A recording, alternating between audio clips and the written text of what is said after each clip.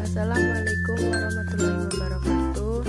Saya Nazar Octavia, NIM 2111290056, kelas 2D dari Prodi Tadris Bahasa Indonesia, Fakultas Tarbiyah dan Tadris, mata kuliah Fonologi, dosen pengampu Ibu Dina Putri Duni Astuti, MPD. Di sini saya akan menjelaskan tentang asimilasi, disimilasi, vokal, netralisasi, zeroisasi, metatesis, diptongisasi, monoptongisasi, dan anaptikisis. Baiklah, langsung saja. 1. Asimilasi. Asimilasi adalah pembauran dua kebudayaan yang disertai dengan hilangnya ciri khas kebudayaan asli, sehingga membentuk kebudayaan baru. Suatu asimilasi ditandai oleh usaha-usaha mengurangi perbedaan antara orang atau kelompok. Contohnya, program transmigrasi yang dilaksanakan pemerintah pada masa Orde Baru. 2. Disimilasi. Disimilasi adalah perubahan sebuah fonem yang berdekatan satu sama lain menjadi fonem yang berbeda. Contohnya, kata cita dalam bahasa Sanskerta menjadi cipta dalam bahasa Indonesia, meskipun istilah cita juga masih ada. 3. Vokal. Vokal atau huruf hidup adalah suara di dalam bahasa lisan yang diciri khaskan dengan titik suara yang terbuka, sehingga tidak ada tekanan udara yang terkumpul di atas glotis.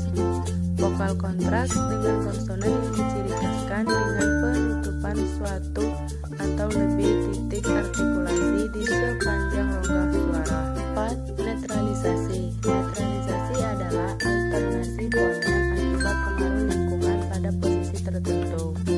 Alternasi fonem adalah perubahan fonem menjadi fonem lain tanpa membedakan makna. Contohnya, dalam bahasa Indonesia adanya bunyi T pada akhir lafal kata babat. Untuk babat adalah hasil netralisasi, sama halnya dengan bahasa Jawa. 5. Zeroisasi. Zeroisasi adalah penghilangan bunyi fonemis sebagai akibat upaya penghematan atau ekonomisasi pengucapan.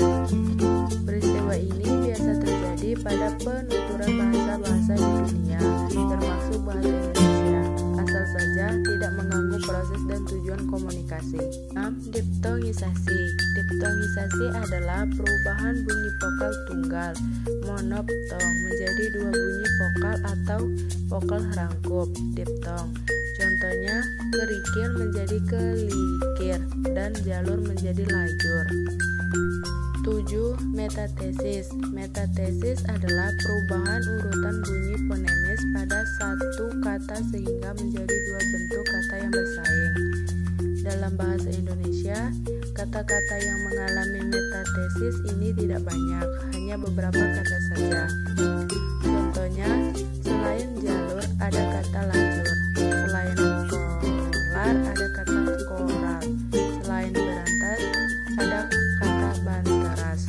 Apa monoptongisasi?